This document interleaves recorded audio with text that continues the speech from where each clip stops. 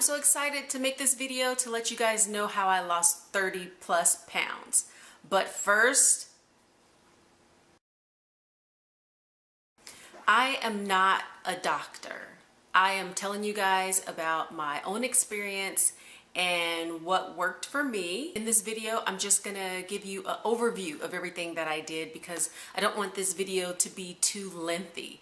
I'm gonna be making future videos to go more in detail about each of the things that I did. So let's get started.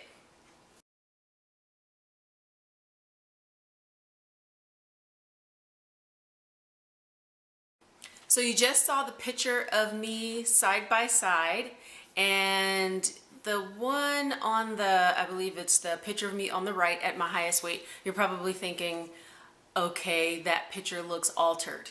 Let me show you the original picture.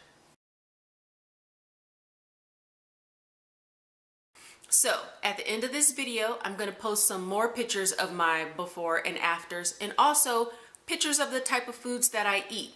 So during this whole process, I want to make sure that I give you guys all the details, and I don't want to forget anything. So you may see me looking down every now and then at my notes just to make sure I'm covering everything because I really want you guys to succeed. So I'm going to give you my stats. So I'm 43 years old. Whoop whoop.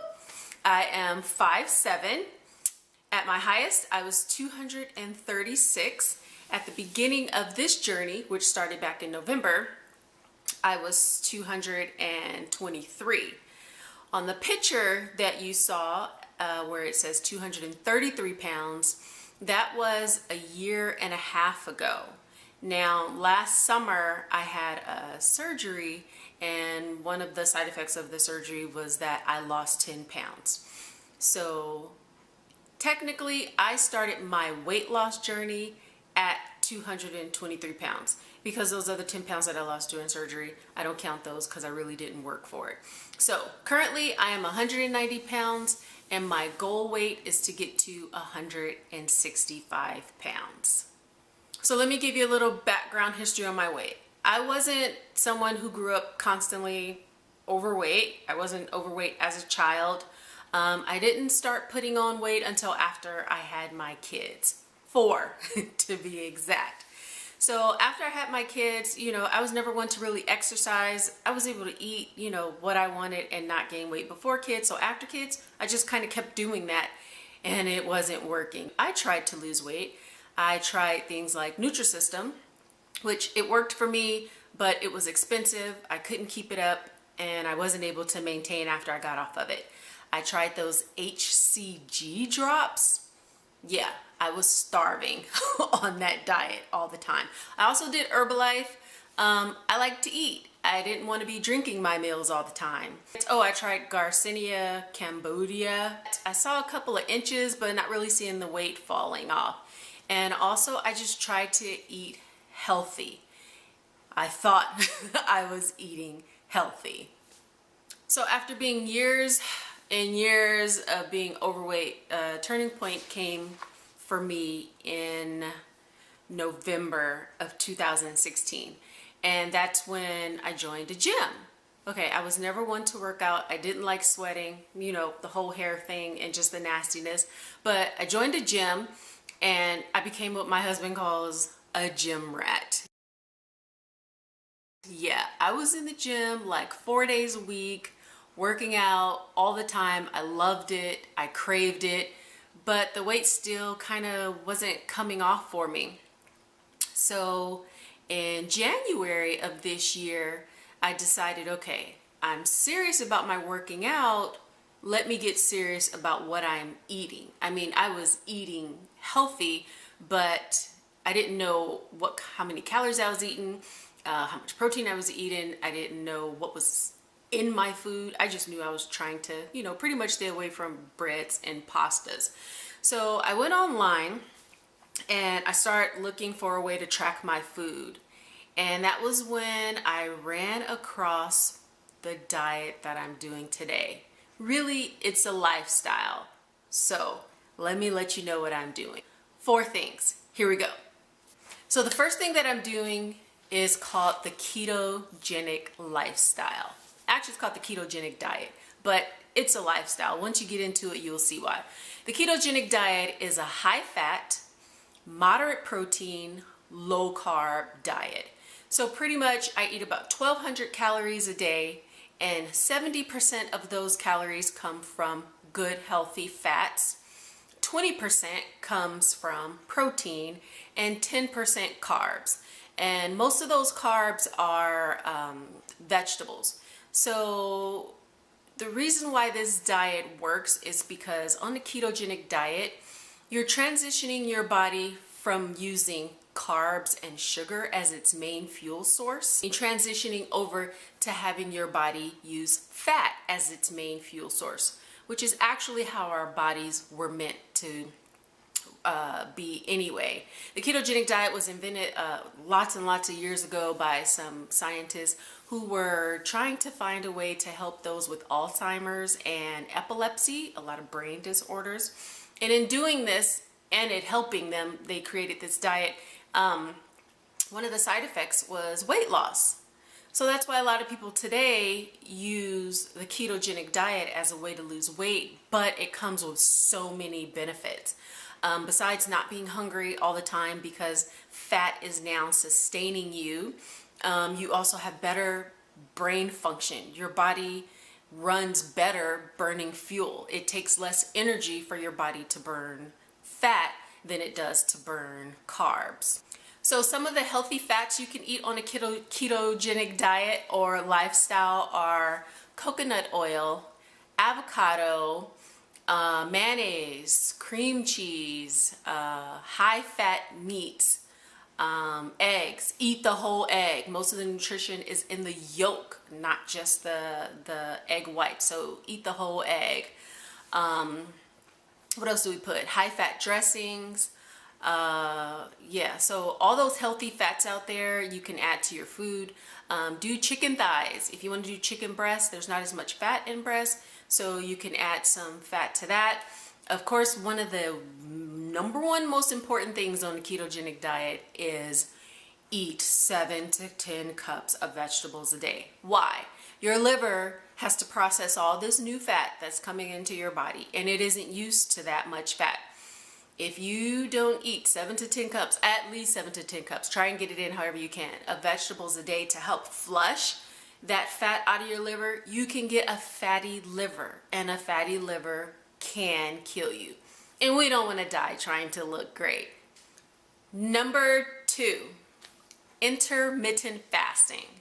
And I'm not starving myself. Some of you may say fasting. No, intermittent fasting. Intermittent fasting is a great thing to do, especially when you're on the keto diet. So let me explain what intermittent fasting is. Intermittent fasting is a time frame in which you eat your meals throughout the day. And the most popular one is the 16-8. So it's an 8-hour eating window and then 16 hours of fasting.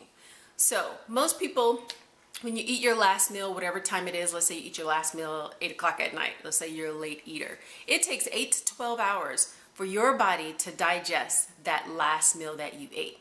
So by 8 o'clock in the morning, your body is finished digesting that meal, and then your body goes into a natural state of ketosis.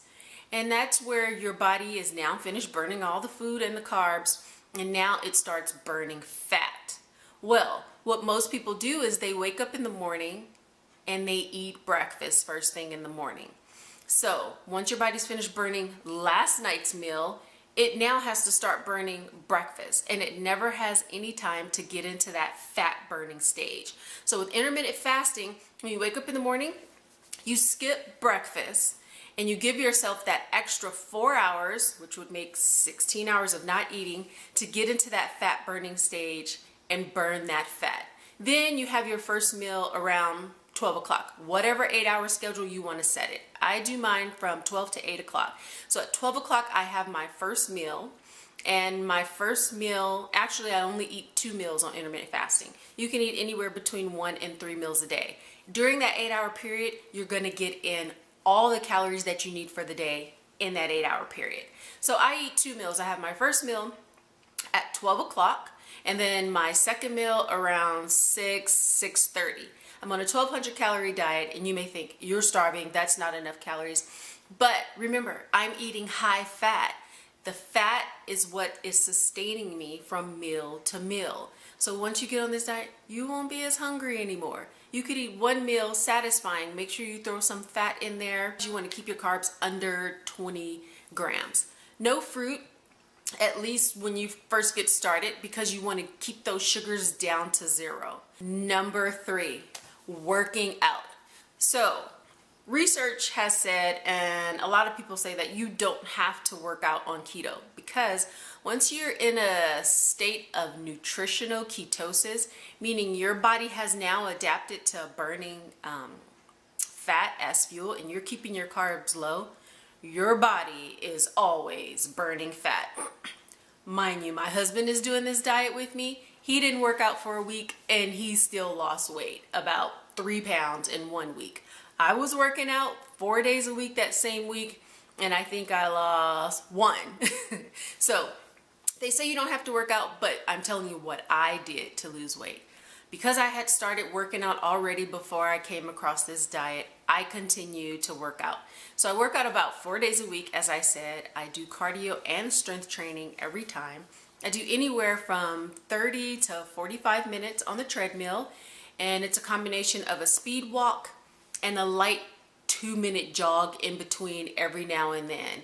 Or sometimes it's just walking, but at a fast pace. And then I do strength training. I don't do free weights. I do all the machines in my gym. So I work on my legs, I work on my arms, I work on my abs, and yeah, the glutes, of course. And I do that 4 days a week. And the optimal time for me that I feel that everyone, if they can, work out is during that first 4 hours in the morning, where your body is still fasting and you haven't had that first meat yet. Because now, not only are you burning fat just from the fasting, now you're working out during that fasting period and you're burning double the fat. So I have seen great results with intermittent fasting mixed with the ketogenic diet, and also working out during my fasting period. Number 4, everybody has heard this, apple cider vinegar. Apple cider vinegar helps you lose weight. That's what they say. Yes, I started taking it to help me lose weight, but because of everything else I was doing, I can't really pinpoint that that's what was helping me lose weight. But the reason why I put it in here is because there are so many benefits, so many great benefits to taking apple cider vinegar. So I take apple cider vinegar in the morning after I break my fast, right before my first meal. I also take it at night before I go to bed, faithfully. I've had such great success with this that I can't see myself ever going back to eat in any other way. I don't feel deprived. I can make sweet treats, pizzas, burritos. I mean, really, all those great things. There's an alternative to all the foods that are out there in this ketogenic diet, and it tastes great. One of the main things is that you can tailor this to foods you like to eat, to when you like to eat. So there is no excuse.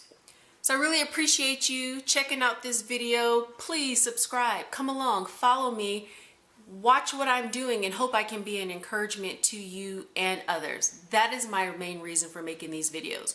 With such information as good as this, I can't keep it to myself. Thank you so much for watching this video. Please share this information with someone you love.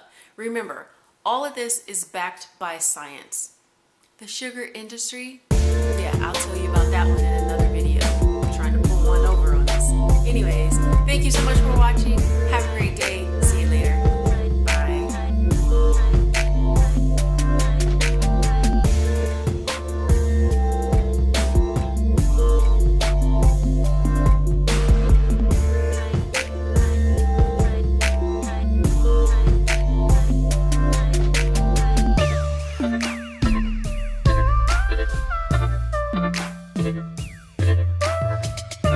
Thank you.